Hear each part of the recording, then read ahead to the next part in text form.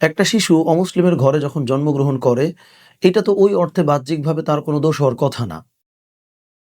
তো সে যখন ইন্তিকাল করবে বা মারা যাবে, সে স্থায়ীভাবে জাহান্নামে যাবে। ব্যাপারটা কখনো, কখনো আমাদের কাছে কিন্তু অযৌক্তিক লাগে বা এই প্রশ্নটা অনেক সময় আমাদের মনে উত্থাপিত হয়। সো এইটা নিয়ে আমরা আজকে একটু আলাপ করতে চাই বা কথা বলতে চাই। দেখেন, একটা হাদিসের মধ্যে রাসূলুল্লাহ সাল্লাল্লাহু আলাইহি ওয়াসাল্লাম জানিয়েছেন যে, কুল্লু মাউলুদিন ইউলাদু আলাল ফিতরাহ।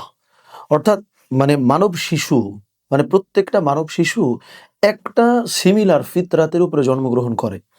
তার মানে একটা ছোট শিশু ম্যাচিউরড হওয়ার আগ পর্যন্ত, বড় হওয়ার আগ পর্যন্ত, সে মুসলিমের ঘরে জন্ম নিক, অমুসলিমের ঘরে জন্ম নিক, প্রত্যেকটা ঘরে ও যখন শিশু বড় হওয়ার আগ পর্যন্ত, ম্যাচিউরড হওয়ার আগ পর্যন্ত, ততক্ষণ পর্যন্ত ওর ক্ষেত্রে ইসলামের বিধান কিন্তু সেম। ও যদি মৃত্যুবরণ করে, ওই মানব শিশুটা ছোট বয়সে অমুসলিমের ঘরে জন্ম নেবার পরেও আল্লাহ সুবহানাহু ওয়া তাআলার কাছে শিশু হিসেবে উত্থাপিত হয়েই সে কিন্তু ট্রিটেড হবে বা যে তার বিচারটা করা হবে। সো শিশু হিসেবে মৃত্যুবরণ যখন অমুসলিমের ঘরে জন্ম নিয়ে কেউ করছে, এটার জন্য তাকে কিন্তু জাহান্নামে যেতে হচ্ছে না। সো দেখেন, এরপরে হাদিসের দ্বিতীয় অংশের মধ্যে দ্বিতীয় প্রশ্নের উত্তর চলে আসছে যে কেউ যদি বড় হওয়ার পরে মারা যায় তাইলে কি তার দোষ হবে? সো দেখেন, হাদিসের দ্বিতীয় অংশে রাসূলুল্লাহ সাল্লাল্লাহু আলাইহি ওয়াসাল্লাম বলেছেন যে এই যে মানব শিশু একটা সিমিলার ফিতরাত, ফিতরাত মানে হচ্ছে ক্যারেক্টারিস্টিক্স বা বৈশিষ্ট্য, এইটার উপরে জন্ম নেবার পরে তার যে সারাউন্ডিংস, তার যে পারিপার্শ্বিকতা, তার যে পিতামাতা, তার যে আত্মীয় স্বজন, ফ্যামিলিজ, এই জিনিসগুলো তাকে ইহুদি বানায়, তাকে মুশরিক বানায়, তাকে খ্রিস্টান বানায়। এই যে বিভিন্ন আইডেন্টিটি তার দিতে আরম্ভ করে। এরপর তৃতীয় আরেকটা প্রশ্ন কিন্তু আছে, আমরা তিনটা বলবো ইনশাআল্লাহ। তার মানে যখন একটা মানব শিশু সে ম্যাচিউরড হয়েছে, যখন সে ডিসিশন নেবার সক্ষমতা তার ভেতরে চলে আসছে, ওই মোমেন্টে তার কিন্তু চিন্তা ভাবনা করে একটা ডিসিশন নেওয়া উচিত।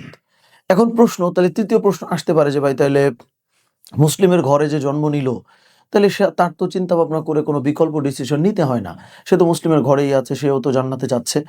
এইখানটাতে আমরা মেইন ফ্যালাসির মধ্যে পড়ে যাই বা এখানটাতে মূল ভুলটা আমরা করি। সেটা মানব শিশু যখন একটা মুসলিমের ঘরেও জন্ম নিয়েছে, সে ম্যাচিউরড হবার পরেও চিরস্থায়ীভাবে জান্নাতে চলে যাবে, এই গ্যারান্টিও তো ভাই কোনো হাদিসে বলা নাই।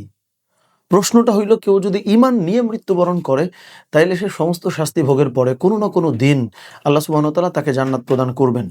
তার মানে এখানে তাহলে তিনটা ফেজ বোধহয় তৈরি হচ্ছে। একটা হইল, শিশু বয়সে মুসলিমের ঘরে জন্ম নিক বা অমুসলিমের ঘরে জন্ম নিক, এই মোমেন্টে সবার ক্ষেত্রে বিধানটা সেম, যে আল্লাহ সুবহানাহু ওয়া তাআলা তারে মুক্তি দিবেন শিশু অবস্থায়। দুই নম্বরটা হইল, যেই মোমেন্টে আমরা ম্যাচিউরড হইছি, ওই মোমেন্টে আমি মুসলিমের ঘরে জন্ম নিই বা অমুসলিমের ঘরে জন্ম নিই, আমি যদি চিন্তা ভাবনা করে রাইট ওয়েতে ইমানের পথে না চলি, মুসলিমের ঘরে জন্ম নিয়েছেন মানেই আপনি ইমানের পথে চলতেছেন, এই ব্যাপারটা কিন্তু এরকম না। সো মুসলিমের ঘরে জন্ম নিন বা অমুসলিমের ঘরে জন্ম নিয়ে বোঝার পরে ইমানের ডিসিশনটা কিন্তু প্রত্যেকটা মানুষকে আসলে নিতে হয়। সো এই জায়গাটাতে যদি আমি বোঝার পরে, সমস্ত কিছুর পরেও যদি ইমানের পথে না চলি, তাইলে আমি মুসলিমের ঘরে জন্ম নেবার পরেও জাহান্নামে, অমুসলিমের ঘরে জন্ম নেবার পরেও জাহান্নামে। যেমন ওই হাদিসটা খুব গুরুত্বপূর্ণ, যে জাদ্দিদু ঈমানাকুম, যে রাসূলুল্লাহ সাল্লাল্লাহু আলাইহি ওয়াসাল্লাম বলছেন যে তোমরা তোমাদের ঈমানটাকে রিনিউ করো, তোমরা তোমাদের ঈমানটাকে নবায়ন করো।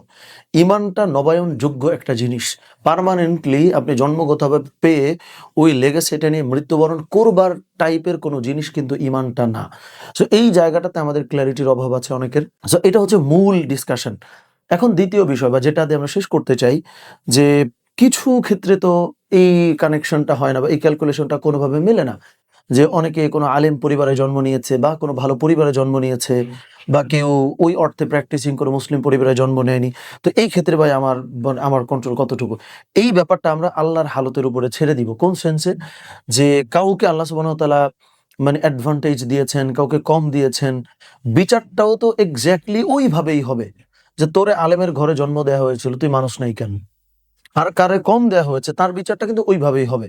সো লাস্ট যেটা আমরা কনক্লুশন টানলাম, যে কিছু ক্ষেত্রে আমরা যেটা দেখি, কেউ লাকি, আনলাকি, অ্যাডভান্টেজ পাওয়া না পাওয়া, এইটা তো আল্লাহ ওইভাবেই বিচার করবেন। কিন্তু মূল যে ফান্ডামেন্টাল আলোচনাটা, যে অমুসলিমের ঘরে জন্ম নিয়ে সে কি দোষ করছে, আসলেই তো সে কোনো দোষ করেও নাই, এবং আল্লাহ তো তার দোষী করছেও না। যদি অবুঝ বয়সে সে মারা যায়, বুঝ বয়সে মারা যাওয়ার পরে, মুসলিমের ঘরে জন্ম নেবার পরেও সে কিন্তু ওই যে ইমানটা যদি নবায়ন না করে, তাহলে তো তারও ওই অমুসলিমদের সঙ্গেই তার হাসর নাসরটা হচ্ছে। যেমন ওই যে মান তাশাব্বাহা বিকাউমিন ফাহুয়া মিনহুম, যে যার সাদৃশ্য অবলম্বন করবে হাসরে তার সঙ্গেই তাকে উঠতে হবে।